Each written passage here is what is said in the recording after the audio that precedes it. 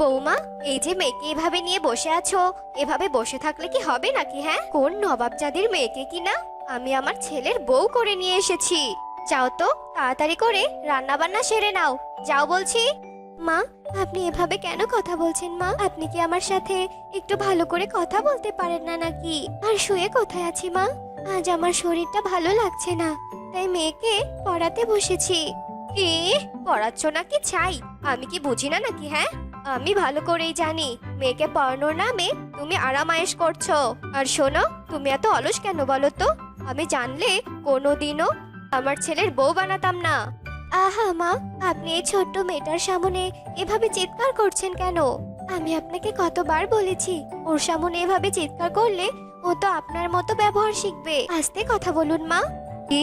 তুমি কি বললে? আমি চিৎকার করি? আমি তোমার মেয়েকে অভদ্র আচরণ শেখাচ্ছি? শোনো বৌমা, আমার সাথে লাগতে এসো না কিন্তু। আমি রেগে গেলে খুব খারাপ হয়ে যাবে।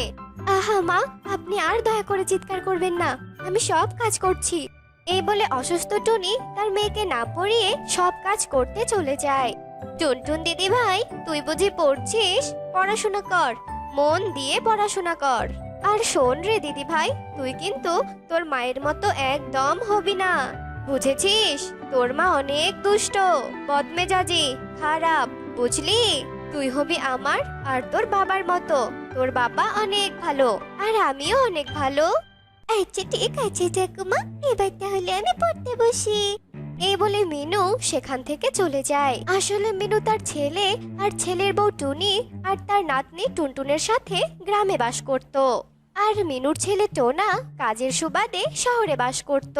তাই মিনু সবসময় তার ছেলের বউয়ের সাথে খারাপ ব্যবহার করত, যার প্রভাব পড়তো ছোট্ট টুনটুনের ওপর।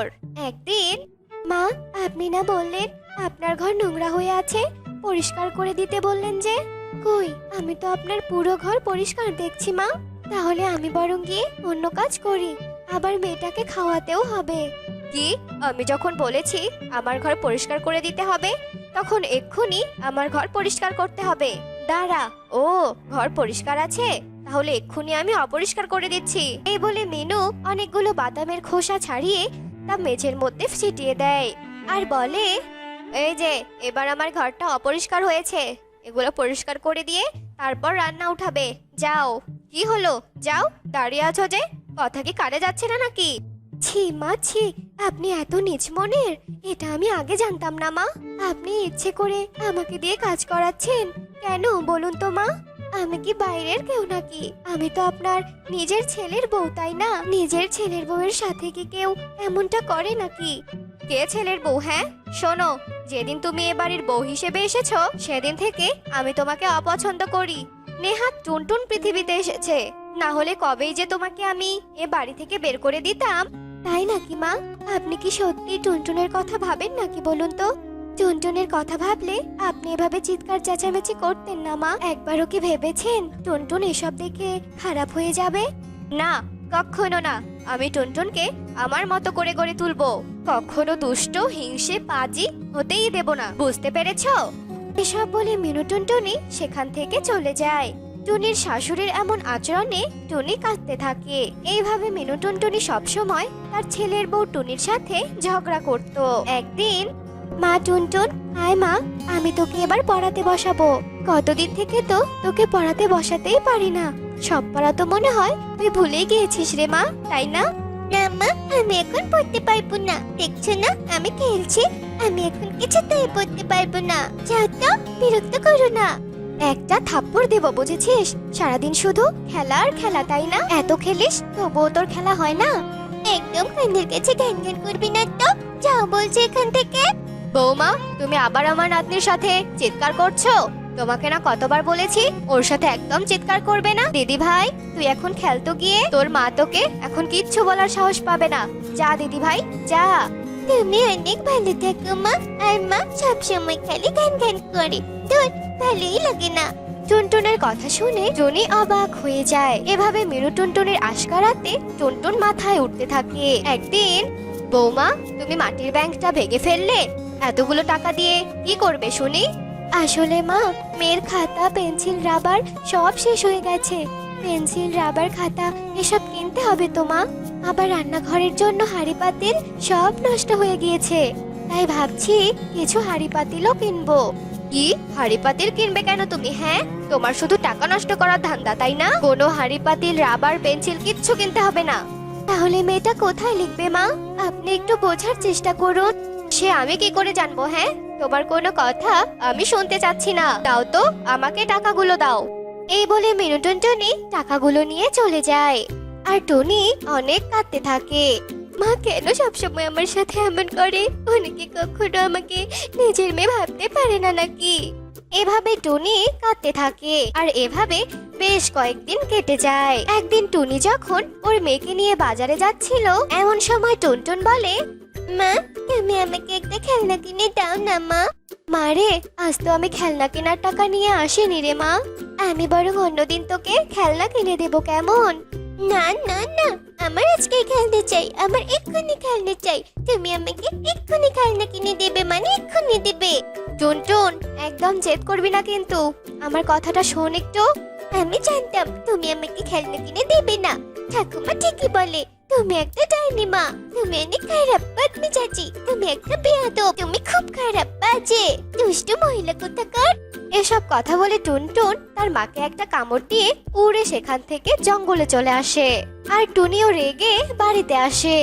মা, আপনাকে আমি অনেকবার বলেছিলাম না যে টুনটুনের সামনে চিৎকার চেঁচামেচি করবেন না, ও অনেক খারাপ হয়ে যাবে। তখন তো আমার কোনো কথাই আপনি শোনেননি। আর দেখলেন তো, মেয়েটা আজ আমাকে কামড়িয়ে দিয়েছে আর অনেক বাজে কথা শুনিয়েছে। এত সব কিছু আপনার কাছ থেকে শিখেছে ও। শোনো, টুনটুন বেশ করেছে, তোমার সাথে এমনটাই করা উচিত। আয় দিদি ভাই, আমার কাছে আয়। এভাবে মিনু টুনটুনকে আশকারা দেয়। আর টুনটুন অনেক দুষ্ট হয়ে যায়। আজ এর ক্ষতি করে তো কাল ওর ক্ষতি করে, আবার বাজে বাজে কথাও বলে। এভাবেই দিন কাটছিল। কই গো মিনু মাসি? হ্যাঁ, কোথায়? তোমার নাতনিকে কি ভালো শিক্ষা দাওনি নাকি? জানো, আজ আমার ঘরের মিষ্টি চুরি করতে গিয়ে ধরা পড়েছে আর আমার হাতে কামড় দিয়ে পালিয়েছে। এতটুকু বাচ্চা ভালো শিক্ষা না পেয়ে কি পেয়েছে? হ্যাঁ, ছি ছি ছি, এগুলো শিক্ষা দাও বুঝি? দেখেছেন মা, দেখেছেন আমাদের বাড়ির ঝগড়া দেখে টুনটুন আজ কেমন হয়েছে? দেখেছেন, আজও অন্যের খারাপ করেছে। আপনাকে আমি বলেছিলাম ওকে আশকারা না দিতে, কিন্তু আপনি তো আমার কোনো কথাই শোনেননি। আপনি দেখুন, আপনি যদি আমাকে নিজের মেয়ে ভেবে ঝগড়া না করতেন, তাহলে আজ আমার মেয়েটা অনেক ভালো শিক্ষা পেত। তুমি ঠিক বলেছ বৌমা, সব দোষ আমার। আমি নিজ হাতে ওকে খারাপ বানিয়েছি। ছোট বাচ্চারা যা দেখবে তাই তো শিখবে, তাই না? তাই ভুল যখন আমি করেছি, আমি সব শুধরে নেব। এরপর মিনু আর কখনো টুনির সাথে খারাপ ব্যবহার করেনি। আর টুনটুন সুশিক্ষায় বড় হতে থাকে। কোনো সন্তান হচ্ছিল না, তা নিয়ে টোনার মনে অনেক কষ্ট ছিল। একদিন টোনা তার দুই বউ মুন্নি ও টুনিকে ডেকে বলে, শোনো তোমরা দুজন, তোমাদের সাথে আমার অনেক দিন হলো বিয়ে হয়েছে, কিন্তু এতদিনেও তোমরা আমাকে কোনো সন্তান দিতে পারোনি। তাই আমি সিদ্ধান্ত নিয়েছি আমি আবার বিয়ে করব। আর পাত্রী আমি ঠিক করে রেখেছি, ওর নাম হলো কাকলি। ওই পারবে আমাকে একটা সন্তান দিতে। আমার এত টাকা পয়সা, এগুলো কে দেখবে বলো? যে করেই হোক, আমার একটা সন্তান চাই চাই। টোনার এমন কথা শুনে মুন্নি আর টুনি ভীষণ কষ্ট পায়। টুনি টোনাকে বলে, টোনা, তোমার যদি সত্যি কোনো সন্তানের প্রয়োজন হয়, তাহলে তুমি আরেকটা বিয়ে করতে পারো, আমরা নিষেধ করব না। কিন্তু আমাদের কখনোই তুমি এ বাড়ি থেকে তাড়িয়ে দিও না। আমার আর মুন্নির যে কোথাও যাওয়ার জায়গা নেই, দরকার পড়লে চাকরানির মতো করে রেখো টোনা। টুনির কথা শুনে টোনা ভীষণ খুশি হয়। এর কিছুদিন পরই টোনা ধুমধাম করে কাকুলিকে বিয়ে করে আনে। টোনা কাকুলিকে বিয়ে করে আনার পর থেকে শান্তির বাড়িতে যেন অশান্তির ঝড় ওঠে। এরপর, কাকুলি, কাকুলি, ঘুম থেকে ওঠ বোন, বেলা যে অনেক হয়ে গেল। টোনা অফিসে যাবে তো, অনেক রান্নার কাজ করতে হবে রে। টুনি আর আমি যে এত রান্নার কাজ সারিয়ে উঠতে পারছি না। একটু ঘুম থেকে উঠে আমাদেরকে একটু সাহায্য কর বোন। কাকুলি, এই কাকুলি। মুন্নির ডাক শুনে কাকুলি বিরক্ত মনে ঘুম থেকে ওঠে আর বলে, শোনো মুন্নি দিদি, আমি এ বাড়িতে কাজ করার জন্য আসিনি। আমি এসেছি এখানে রাজরানীর মতো করে থাকতে। টোনা আমাকে বিয়ে করার সময় বলেছিল এখানে আমার কোনো কাজ করতে হবে না, পায়ের উপর পা তুলে থাকবো আমি। কিন্তু এখন তো দেখছি তোমরা সুযোগ পেলেই আমাকে দিয়ে কাজ করাতে চাইছো। টোনা, এই টোনা, কই গো, এদিকে এসো। দেখে যাও তোমার আদরের কাকুলিকে এরা কি অবস্থা করতে যাচ্ছে। কাকুলির ডাক শুনে টোনা বেরিয়ে আসে আর বলে, কি হয়েছে মুন্নি আর কাকুলি? এই সকালবেলা এত চিৎকার চেঁচামেচি কেন? শান্তিতে কি আমি একটু বাড়িতে থাকতে পারবো না? হ্যাঁ, সব দোষ ওই মুন্নি। টোনা, দেখো না, ও আমাকে হুকুম করছে, কাজ না করলে নাকি ও আমাকে বাড়ি থেকে তাড়িয়ে দেবে। দেখেছো টোনা, এই মুন্নির কি সাহস? তুমি কিছু একটা করো টোনা, তা না হলে যে আমি কোনো সন্তান জন্ম দেব না। এই বাড়ি ছেড়ে আমি চলে যাব, এই বলে দিলাম তোমাকে। মিথ্যে কথা বলছে টোনা, ও মিথ্যে কথা বলছে। আমি কোনো হুকুম করিনি, আমি শুধু ওকে বলেছি আমাদের কাজে একটু সাহায্য করতে। দেখেছো টোনা, দেখেছো, আমাকে মিথ্যেবাদী প্রমাণ করতে চাইছে তোমার কাছে। এরপরও কি তুমি চুপ করে থাকবে টোনা? ওই মুন্নি ডাইনিকে কি তুমি কিছু বলবে না টোনা? কাকলির এসব কথা শুনে টোনা মুন্নির উপর ভীষণ রেগে যায় আর মুন্নিকে মারতে শুরু করে। মুন্নি মার খেতে খেতে কাঁদতে কাঁদতে বলে, মেরো না গো টোনা, মেরো না, আমি সত্যি কথা বলছি, আমাকে তুমি মেরো না। ওই কাকলি মিথ্যে কথা বলছে, ও একটা মিথ্যেবাদী। ও টুনি দিদি, আমাকে মেরে ফেললো গো, আমাকে মেরে ফেললো টুনি দিদি। মুন্নিকে এভাবে মার খেতে দেখে কাকলি ভীষণ খুশি হয় আর বলতে থাকে, আরো জোরে জোরে মারো টোনা, আরো জোরে জোরে মারো। ওই মুন্নিকে মারতে মারতে একেবারে মেরেই ফেলো। ওর কত বড় সাহস তোমার কাকুলিকে ওরা কাজ করতে বলে। এদিকে টুনি রান্নাঘর থেকে এত চিৎকার চেঁচামেচি শুনে দৌড়ে আসে আর মুন্নিকে মারতে দেখে বলে, দেখি টোনা, তুমি মুন্নিকে এভাবে মারছো কেন? মেরো না, মেরো না ওকে, মুন্নি যে খুব কষ্ট পাচ্ছে। টুনির কথা শুনে টোনা মুন্নিকে মারা বন্ধ করে দেয়। কান খুলে শুনে রাখো তোমরা, আর কোনোদিন যদি তোমরা কাকলিকে কোনো কাজ করতে বলো, তাহলে সেদিন আমার থেকে খারাপ আর কেউ হবে না, এই আমি বলে দিলাম। কাকলি আমার সন্তানের মা হবে, ওর যত্নের যেন কোনো কমতি না হয়। এ কথা বলে টোনা সেখান থেকে চলে যায় আর কাকলি হাসতে হাসতে টুনি আর মুন্নিকে বলে, দেখেছিস তোদের স্বামীকে আমি কিভাবে আমার হাতের মুঠোয় রেখেছি, আর কখনো যদি আমার কথার উপর কথা বলেছিস তবে তোদের দুটোকে আমি বাড়ি থেকে ঘাট ধাক্কা দিয়ে বের করে দেব। দিদি, আমাদের এই সংসারের কি সর্বনাশ হলো বলো তো? আমরা মনে হয় আর এই সংসারে থাকতে পারবো না, আমরা যে আর থাকতে পারবো না দিদি। কাঁদিস না রে বোন, আমরা যে বন্ধা, এছাড়া আমরা আর কি বা ভালো ব্যবহার আশা করি বল? এছাড়া যে আমাদের আর কোনো উপায় নেই। আয় বোন আয়, ঘরে আয়। এ কথা বলে টুনি মুন্নিকে ঘরে নিয়ে যায়। এরপর বেশ কিছুক্ষণ কেটে যায়। তারপর কাকলি জোরে জোরে বলতে থাকে, কই এবারে চাকরানি দুটো কই? হ্যাঁ, আমার যে এখনো খাওয়া হয়নি, সেদিকে কি কারো খেয়াল আছে? হ্যাঁ, আমার খাবার কই? হ্যাঁ, তাড়াতাড়ি খাবার নিয়ে আয়। কাকলির এমন চিৎকার শুনে টুনি তাড়াতাড়ি করে খাবার নিয়ে যায় আর কাকলি খাবার দেখে বলে, এসব কি? হ্যাঁ, মাছের তরকারি? আমি কোনো দিনও মাছ খাইনি। যা, আমার জন্য মাংস দিয়ে ভাত আন, আর তোর এইসব তরকারি তুই খা। এ কথা বলে কাকলি টুনির শরীরে গরম ভাত আর তরকারি ছুঁড়ে মারে আর গরম ভাত তরকারি টুনির শরীরে পড়ে টুনির শরীর পুড়ে যায় আর টুনি যন্ত্রণায় চিৎকার করতে থাকে। পুড়ে গেল গো, পুড়ে গেল। কাকলি, তুই এত নিষ্ঠুর কি করে হলি? পুড়ে গেল গো, মরে গেলাম গো, মরে গেলাম। কে কোথায় আছো?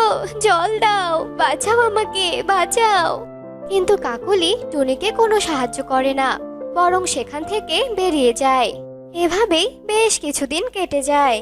দিন দিন কাকলি টোনাকে দিয়ে মুন্নি আর টুনির ওপর অনেক অত্যাচার করতে থাকে। একদিন রাতের বেলা কাকলি মনে মনে ভাবতে থাকে, টোনার তো অনেক টাকা পয়সা, আর আমিও তো এখনো টোনাকে সন্তান দিতে পারিনি। যদি টোনা ওর বউকে আবার আগের মতো ভালোবাসে, তবে তো আমার উপর করা অন্যায়ের প্রতিশোধ নেবে ওরা, আমাকে ওরা বাড়ি থেকে বের করে দেবে। না, কিছুতেই আমি এ বাড়ি ছেড়ে কোথাও যাব না। মুন্নি আর টুনির কিছু একটা ব্যবস্থা করতেই হবে। কি করি কি করি, পেয়েছি। এরপর কাকলি ঘুমিয়ে পড়ে আর সকাল হতেই কাকলি পেট চেপে ধরে কান্না করতে থাকে আর বলতে থাকে, টোনা, ও টোনা, কোথায় আছো গো? মরে গেলাম রে, মরে গেলাম। মুন্নি, টুনি, কোথায় তোমরা? বাঁচাও আমাকে, আমার পেটে যে ভীষণ ব্যথা করছে। কাকলির এমন চিৎকার শুনে টোনা, টুনি আর মুন্নি সেখানে দৌড়ে আসে আর টোনাকে দেখে কাকলি বলে, টোনা, টোনা, আমার যে সর্বনাশ হয়েছে টোনা, আমি যেন মা হতে না পারি এজন্য মুন্নি আর টুনি আমার পেটে লাথি মেরেছে টোনা, আমার যে প্রচন্ড কষ্ট হচ্ছে, আমাকে বাঁচাও টোনা। কাকুলি, তুমি এসব কি বলছো? ওরা দুজন এত বড় অন্যায় করেছে তোমার সাথে? ওদের এত বড় সাহস আমার কাকুলিকে ওরা হিংসে করে? টোনা, আমি তোমাকে বলছি টোনা, যারা আমার পেটে লাথি মেরেছে তাদের তুমি এক্ষুনি শেষ করে দাও। তুমি ওই মুন্নি আর টুনিকে মেরে ফেলো। টোনা, আমার এই আবদারটা তুমি রাখো। কাকলির কথা শুনে টোনা মুন্নি আর টুনির কোনো কথা না শুনে পাশে পড়ে থাকা একটা লাঠি দিয়ে তাদের মাথায় আঘাত করে। আর সেই লাঠির আঘাত সহ্য করতে না পেরে টুনি আর মুন্নি সেখানেই মারা যায়। টোনার বাড়িতে যখন এসব কাহিনী ঘটছিল তখন কবুতর জানালার পাশ দিয়ে সব দেখছিল আর মনে মনে বলতে থাকে, আর মনে বৌদি কত ভালো ছিল। টোনা এই কাকুলি ডাইনির কথায় ওদেরকে মেরে ফেললো। এক্ষুনি আমি পুলিশকে গিয়ে সবটা বলে দেব। টোনা আর এই কাকলিকে তাদের পাপের শাস্তি পেতেই হবে। এরপর কবুতর পুলিশের কাছে যায় আর সেখানে গিয়ে পুলিশকে সব কথা খুলে বলে। আর সঙ্গে সঙ্গে পুলিশ তাদের বাড়িতে আসে। আর পুলিশ যখন বাড়িতে আসে তখন দেখে টোনা আর কাকলি টুনি আর মুন্নির লাশ সরাতে ব্যস্ত। আর তারা পুলিশের কাছে হাতে নাতে ধরা খায়। আর পুলিশকে দেখে টোনা বলে ওঠে, পুলিশ বাবু, আমাকে মাফ করে দিন। পুলিশ বাবু, আমার ভুল হয়েছে। আমি ছোট বউয়ের আবদার রাখতে গিয়ে আমার দুই বউকে মেরে ফেলেছি। আমি ভুল করেছি পুলিশ বাবু, ক্ষমা করে দিন। এটাকে ভুল বলে না, এটাকে অন্যায় বলে। তোদের দুজনের এখন কঠিন সাজা হবে। চল থানায়। এই কথা বলে পুলিশ কাকুলি আর টোনাকে থানায় ধরে নিয়ে যায় আর তাদের অন্যায়ের জন্য কঠিন সাজা দেয়।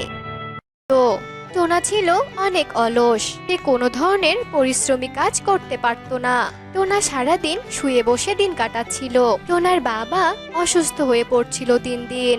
একদিন রাজু টোনা টুনিকে ডেকে বলে, ও মা, টোনা কোথায়? হ্যাঁ বাবা বলুন, কিছু লাগবে আপনার? জল দেব আপনাকে? না মা, আমার কিছু লাগবে না। আসলে মা, তোমাকে একটা জরুরি কথা বলার ছিল।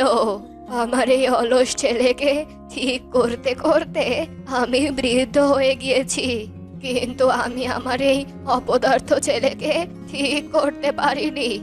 আমার মনে হয় আমি বেশি দিন আর বাঁচবো না। এখন আমার মনে হচ্ছে আমার ছেলের ঘাড়ে কোনো অলস ভূত ভর করেছে। এখন ওর মাথার ভূত ছাড়ানোর দায়িত্ব তোমার। মা, মা, তুমি আমাকে কথা দাও, তুমি আমার ছেলেকে পরিশ্রমী করে তুলবে। বাবা, আপনি কোনো চিন্তা করবেন না। আমি যথাসাধ্য চেষ্টা করব ওনাকে পরিশ্রমী বানানোর। যাক বাবা, বাঁচলাম। এখন আমি শান্তিতে শেষ নিঃশ্বাস ত্যাগ করতে পারবো। দেখতে দেখতে বেশ কিছুদিন কেটে যায়। আর বেশ কিছুদিন পর টোনার বাবা অসুস্থ হয়ে যায় আর মারা যায়। আর টোনার বাবার ইচ্ছে মতো টুনি কাজ করতে থাকে।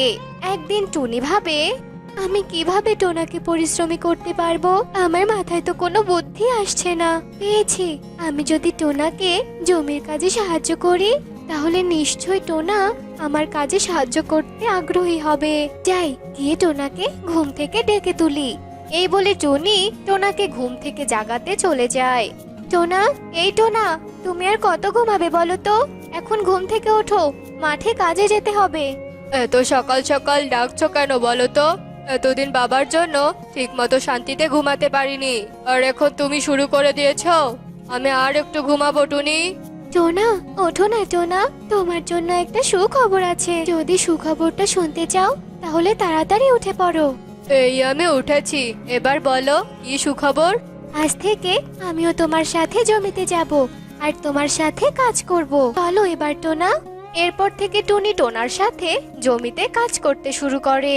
টুনি প্রতিদিন সকালবেলা টোনাকে নিয়ে জমিতে কাজ করতে যেত, কিন্তু সামান্য কাজ করার পরই টোনা বিরক্ত হয়ে যেত আর সেখানেই ঘুমিয়ে পড়তো। আর বেচারি টুনি একাই পরিশ্রম করত। এইভাবে বেশ কিছুদিন কেটে যায়। একদিন টুনি আবারও ভাবতে থাকে, না না, টোনাকে তো কিছুতেই পরিশ্রমী করা যাচ্ছে না। ভেবেছিলাম একসাথে কাজ করলে টোনার হয়তো কাজে আগ্রহ বাড়বে, কিন্তু এতেও তো কোনো লাভ হচ্ছে না। আমাকে অন্য কোনো উপায় ভাবতে হবে। টুনি ভাবতে থাকে যে কিভাবে টোনার অবস্থার উন্নতি করা যায়। একদিন বনের রাজা সেনাপতি ঘোষণা দেয়, শোনো শোনো শোনো, জঙ্গলের সব প্রজারা, আগামীকাল রাজা বিনামূল্যে সবাইকে ফসলের বীজ দেবে। আগামীকাল রাজপ্রাসাদে গিয়ে সবাই বিনামূল্যে ফসলের বীজ নিয়ে আসবেন। টুনি এই ঘোষণা শুনে টোনার কাছে যায়। টোনা, টোনা শুনছো? আগামীকাল রাজামশাই সব কৃষকদের ফসলের বীজ বিনামূল্যে দেবেন। সত্যি বলছো? বিনামূল্যে নাকি আবার কোনো টাকা নেবে? না না, কোনো টাকা নেবে না, একদম ফ্রিতে বীজ দেবে। বিনামূল্যে ফসলের বীজ দেওয়ার কথা শুনে টোনার চোখে মুখে খুশির রেওয়াজ দেখা যায়, আর টুনি সেটা খেয়াল করে। পরের দিন সকালবেলা টোনা বীজ নেওয়ার আনন্দে ঘুম থেকে ওঠে। কি ব্যাপার টোনা, আজকে সূর্য কোন দিকে উঠেছে যে তুমি এত সকালে ঘুম থেকে উঠেছো? টুনি, তোমার কি মনে নেই যে আজকে রাজামশাই বিনামূল্যে ফসলের বীজ দেবে? আমি বীজ নিতে গেলাম। আরে, হাত মুখ ধুয়ে তো যাও, আর এত সকালে তো মনে হয় কেউ আসেনি। কিন্তু টোনা টুনির কোনো কথা না শুনেই বীজ নিতে চলে যায়। টোনার বিনামূল্যে বীজ নেওয়ার কথা শুনে টুনির মাথায় একটি বুদ্ধি আসে। বেশ কিছুক্ষণ পর টোনা অনেকগুলো ফসলের বীজ নিয়ে বাড়িতে আসে। টুনি, দেখো কতগুলো বীজ বিনামূল্যে দিয়েছে। আজকে আমি অনেক খুশি হয়েছি টুনি। টুনি, তুমি জানো আমি বীজ নেওয়ার জন্য সবার প্রথমেই দাঁড়িয়েছিলাম। টুনি টোনার প্রত্যেকটা কথা মনোযোগ দিয়ে শোনে আর মনে মনে বলে, টোনার এই খুশিটা আমাকে কাজে লাগাতে হবে, তবেই টোনার অলসতা দূর করা যাবে। পরের দিন টুনি টোনাকে বলে, টোনা জানো, রাজামশাই আজকে আবারও ঘোষণা দিয়েছে। কি ঘোষণা দিয়েছে টুনি? রাজামশাই কি আবারও ফ্রিতে বীজ দেবে নাকি অন্য কিছু? না না, রাজামশাই এবার ফ্রিতে বীজ দেবে না, এবার গরু দেবে। কি বলছো কি? এটা তো আরো অনেক ভালো খবর টুনি। কবে দেবে বলো বলো, আর কোন জায়গায় দিবে বলো? জানো টোনা, গরু পাওয়া এত সহজ নয়। রাজামশাই ঘোষণা দিয়েছে যে যে কৃষক আগামী 3 মাসে সবচেয়ে ভালো ফসল ফলাতে পারবে তাকেই গরু দেবে। ও, এই ব্যাপার। এটা তো খুব সহজ কাজ। আমি রাজামশাইয়ের গরু জিতবই জিতবো। এটা সহজ কাজ নয় টোনা, ভালো করে ফসল না ফলালে তো গরু পাওয়া যাবে না। আর তুমি তো কোনো কাজ করতেই চাও না, তাহলে আমরা কিভাবে গরু পাবো বলো তো? আমি আজ থেকে প্রচুর পরিশ্রম করব আর গরু জয় করবই করব। তুমি দেখো টুনি, একবার এত কষ্ট করে ফসল ফলালে আমি তো ভালো গরু পাবো। সেটা আমার ভাবতে তো ভীষণ খুশি লাগছে। তারপর থেকে টোনা প্রতিদিন তার জমিতে কাজ করতে থাকে। টোনা জমিতে হাল চাষ করে, পানি দেয়, আর সব একাই করতে থাকে। নিয়মিত সে প্রতিদিন জমির পরিচর্যা করত। ধীরে ধীরে টোনার জমি ফসলে ভরে ওঠে। একদিন টোনা আর টুনি ওদের জমির পাশে দাঁড়িয়ে কথা বলছিল। টুনি, দেখো আমাদের জমিতে কত সুন্দর সুন্দর সোনালী ধান ফলেছে। এখন শুধু ধানগুলো পাকার অপেক্ষা। টোনা, সারা বনে সবার থেকে আমাদের ফসল সব থেকে ভালো হয়েছে, তার মানে তুমি হবে রাজামশাইয়ের গরু বিক্রেতা। টুনি, আমি ভাবছি কি আমাদের এসব ফসল আমি শ্রমিক দিয়ে কাটাবো। এত সব ফসল আমি একাই তো কাটতে পারবো না। টোনার এমন কথা শুনে টুনি মনে মনে বলে, বুঝেছি, তোমার ঘাড়ে আবারও আলসেমির ভূত চেপেছে। তোমার ভূত তাড়ানোর বুদ্ধিও আমার জানা আছে। কি হলো টুনি, কি ভাবছো? কিছু বলছো না যে? আমার কথার উত্তর দাও। তুমি শ্রমিক দিয়ে ফসল কাটাবে তো বেশ, কোনো সমস্যা নেই, কিন্তু তুমি তো আর রাজামশাইয়ের গরু জিতবে না, কারণ রাজামশাই যে শর্ত দিয়েছে নিজের জমির কাজ নিজেকেই করতে হবে। এখন তুমি ভাবো তুমি কি করবে? না না, এত দূর এসে আমি বিনামূল্যের গরুটা হাতছাড়া করতে পারবো না। আমি নিজেই কাটবো আমার ফসল। এরপর থেকে টোনা তার পরিশ্রম অব্যাহত রাখে। বেশ কিছুদিন পর ফসল পাকার পর টোনা তা নিজেই কাটে এবং নিজেই মাড়াই ঝাড়াই করতে থাকে। টুনি, দেখো দেখো আমাদের অনেক ফসল ফলেছে। এবার আমাকে বলো তো, গরু নিতে আমাকে কোথায় যেতে হবে? তোমাকে গরু নিতে যেতে হবে না টোনা, রাজামশাইয়ের লোক নিজেরাই আসবে তোমার কাছে গরু নিয়ে। পরের দিন কবুতর টুনির বাড়িতে আসে আর 1 লাখ টাকা নগদ দিয়ে সব ফসল নিয়ে যায়, আর টুনি ওই টাকা থেকে 2টো গরু নিয়ে আসে। এই দেখো, রাজামশাইয়ের লোক তোমার জন্য গরু পাঠিয়েছে। কি মজা, কি মজা! এত বড় বড় গরু, তাও আবার ফ্রিতে। আমার তো ভাবতেই ভীষণ খুশি লাগছে। এগুলো তোমার টাকার গরু, আর এই নাও 50,000 টাকা। এগুলো আমার টাকার গরু মানে? আমাকে আবার এত টাকা দিচ্ছ? কি ব্যাপার টুনি? ব্যাপারটা আমাকে খুলে বলো তো শুনি। আসলে টোনা, রাজামশাই আমাদেরকে বিনামূল্যে কোনো গরু দিতে চায়নি। এটা আমি বুদ্ধি করে তোমাকে বলেছিলাম যাতে তুমি পরিশ্রমী হও, আর এতগুলো টাকা সব তোমার পরিশ্রমের ফল। এবার বুঝলে তো টোনা, পরিশ্রমের ফল মিষ্টি হয়। টোনা এতগুলো টাকা কখনো দেখেনি, তাই সে টুনির ওপর খুব খুশি হয় আর বলে, সত্যি টুনি, আমি এটা আগে কখনো বুঝিনি। বাবা সবসময় ঠিকই বলতেন, তুমি খুবই বুদ্ধিমতী। আজ তোমার বুদ্ধির জন্যই আমি এতগুলো টাকা দেখতে পেলাম। এখন থেকে আমি আর কোনো অলসতা করব না। আমি অনেক পরিশ্রমী হব আর অনেক ধনীও হব টুনি। টুনির বুদ্ধিমত্তার কারণে টোনা অলস থেকে পরিশ্রমীতে পরিণত হয়, আর ওরা অনেক সুখে শান্তিতে দিন কাটাতে থাকে। বন্ধুরা, বুদ্ধি দিয়ে সবকিছু জয় করা যায়, আর পরিশ্রম সৌভাগ্যের প্রসূতি। পরিশ্রম করলে সুখ আসবেই। আমাদের গল্পটি তোমাদের কাছে কেমন লেগেছে তা কমেন্টে জানাতে ভুলো না কিন্তু।